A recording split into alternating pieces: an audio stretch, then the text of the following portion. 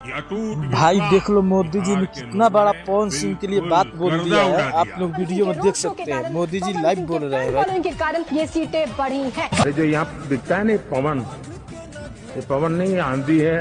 जय दोस्तों, फाइनली अब चारों तरफ पूरे बिहार में एक ही नारा है कि जोड़ी मोदी और नीतीश की हिट हो गई। और यूं कहे तो बिहार से लेकर दिल्ली तक देश के प्रधानमंत्री नरेंद्र मोदी भी शायद यही नारा गा रहे हैं। जय दोस्तों, एनडीए की एक तरफा बिहार में जीत कहीं ना कहीं पावर स्टार पवन सिंह के इस गाने की और उनके किए जाने वाले बिहार में चुनाव रैली की शायद याद दिलाती है। और पवन सिंह के स्टारडम को, उनके क्रेज को शायद अब देश के प्रधानमंत्री नरेंद्र मोदी भी मान चुके हैं पवन सिंह के पावर को।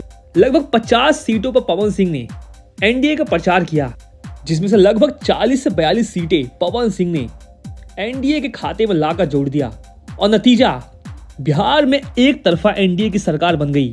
हालांकि देश के प्रधानमंत्री नरेंद्र मोदी बिहार में बम्पर जीत के बाद पावर स्टार पवन सिंह को भी स्पेशल धन्यवाद दे चुके हैं।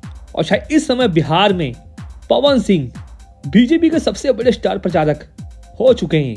हालांकि जीत के बाद देश के प्रधानमंत्री नरेंद्र मोदी भी कहीं ना कहीं अपने आप को नहीं रोक पाए और जोड़ी मोदी नीतीश जी के गाने पे गमछा हिलाने लग गए लाखों ऑडियंस के बीच, जिससे कहीं ना कहीं पवन सिंह का ये गाना भी शायद सुपर डुपर हिट हो चुका है। तो दोस्तों, आप में से किस किस को लगता है कि पवन सिंह की वजह से बिहार में एनडीए की सरकार को बड़ी जीत मिली है? आप सभी अपने कमेंट बॉक्स में जरूर दीजिएगा और इस तरह खबरों के लिए चैनल बन रही है फिलहाल के लिए। धन्यवाद।